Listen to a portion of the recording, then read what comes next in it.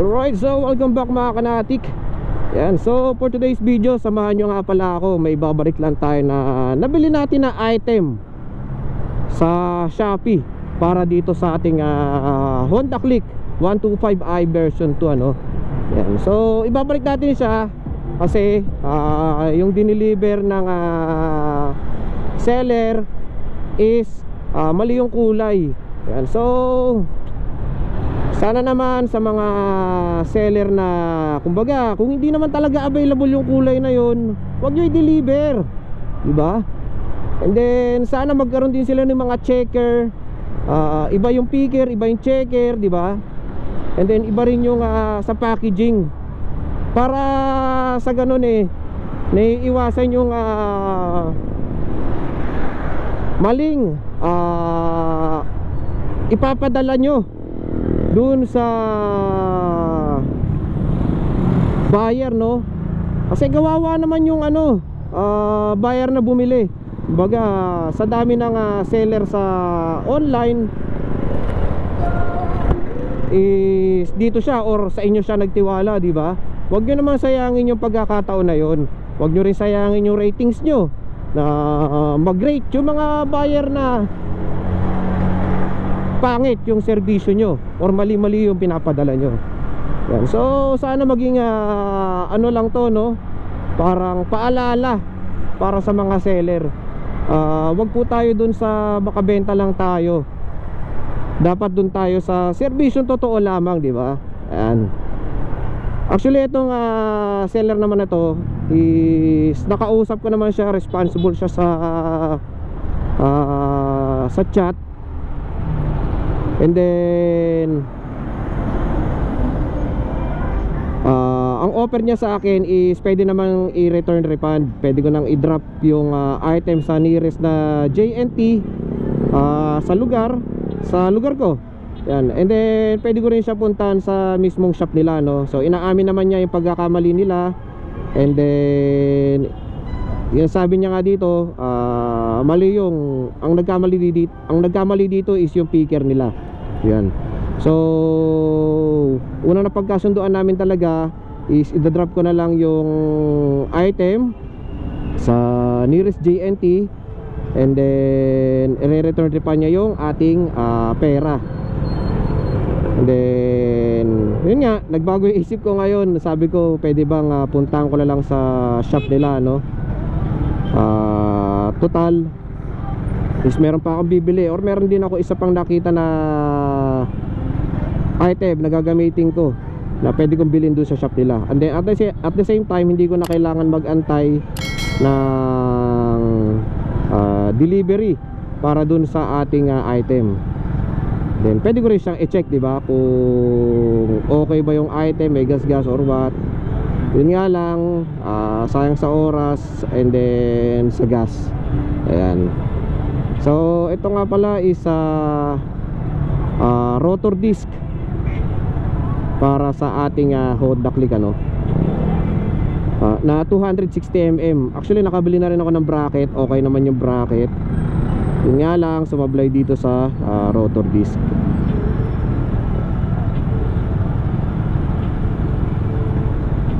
So mas malaki to compared do sa naka-install sa atin ngayon na 240 na lux. Ayan. So medyo malaki pa yung biyahe natin, 53 minutes pa, dahil bagong silang pa tayo ng galing North Caloocan papuntang Tondo. Yan, so babalikan ko lang kayo mamaya mga kanatik. Pero syempre bago natin i-cut yung video natin, pasok muna natin yung intro natin.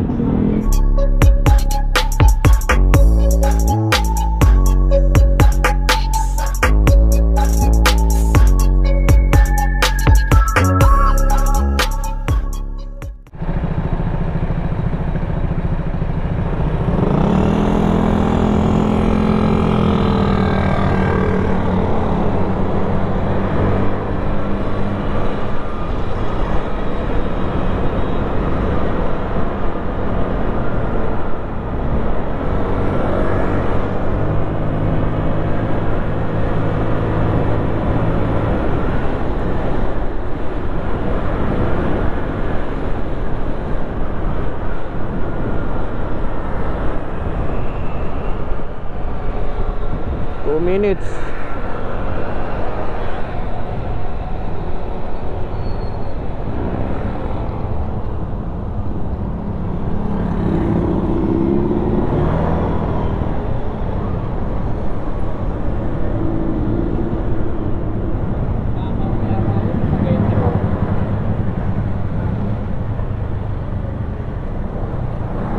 Actually, malapit na malapit to talaga sa pinagtatrabahuhan ko nun.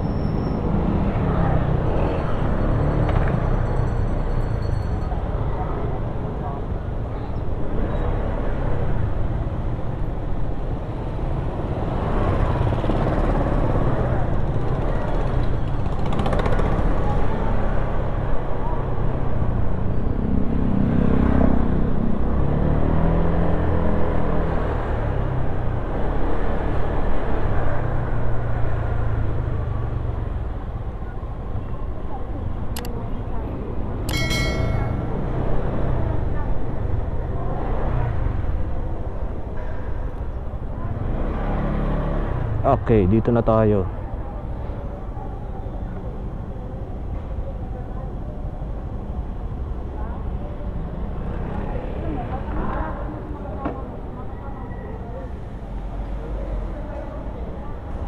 Sigurado ito yung bodega nila. Chat ko lang siya dito sa Shopee. Dito na lang kami mag-uusap.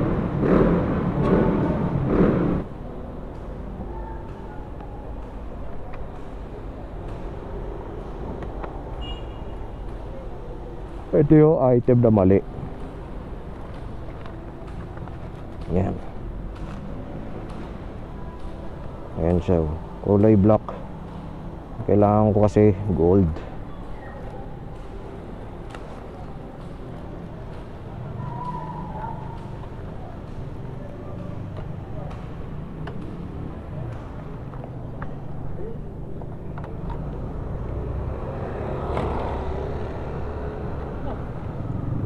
Kaya dito ba to? Top 1 motor sa Shopee? Saan? Ito? Yung may glass door? Thank you.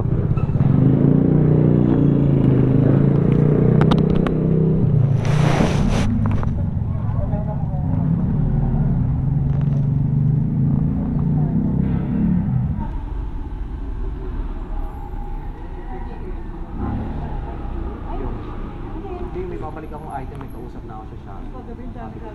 Pupunta ako. Yung ano sir, yung gold? Kala ko hindi mo abulita mo lagi. Wait lang lang.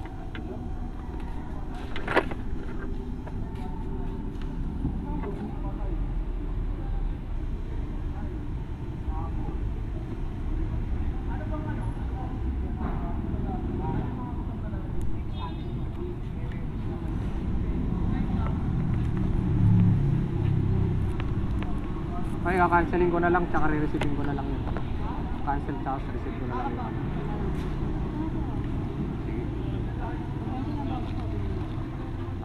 Galing pa akong bagong sila. Sige, thank you.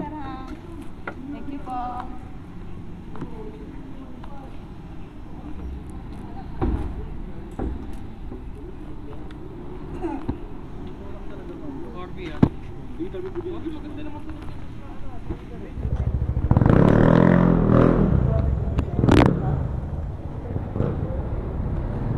Alright. Ayan na, gold na. Dahil lang sa kulay.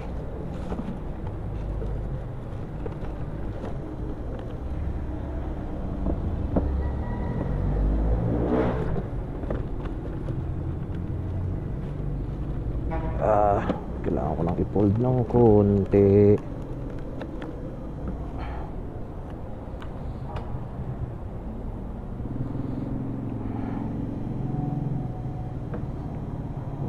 Lang ang naano natin, pasensya. Okay na rin. At least na-check natin yung item.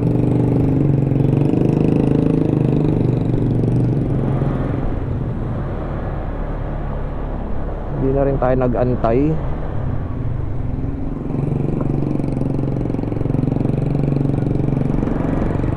meron pala ditong shop na malapit. Ewan ko lang kung nag-aano sila yung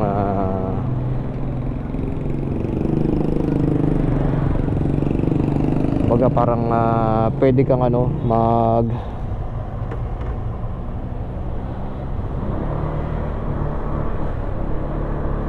bumili ng personal, parang ganun ba.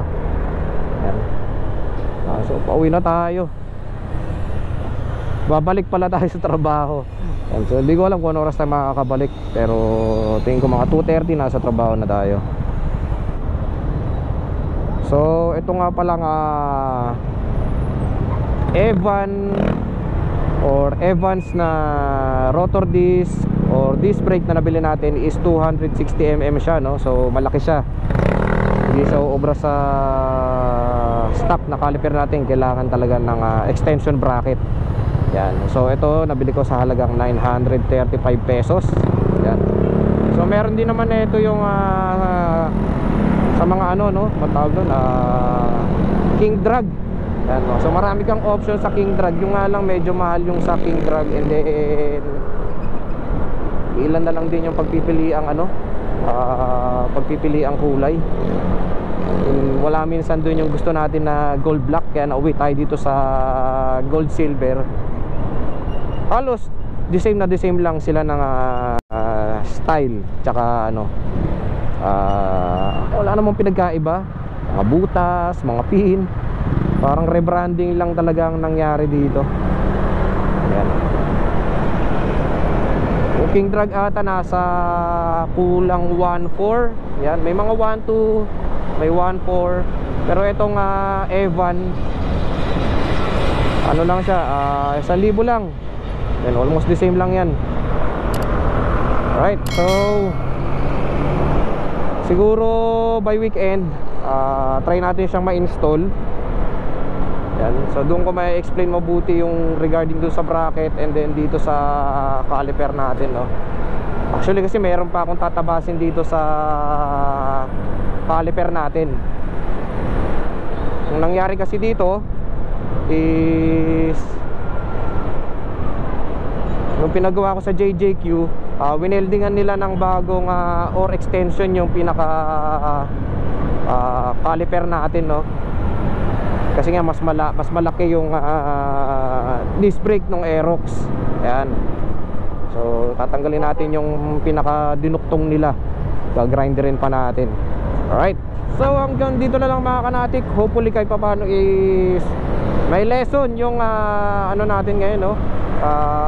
Video vlog natin for today. So you know the drill.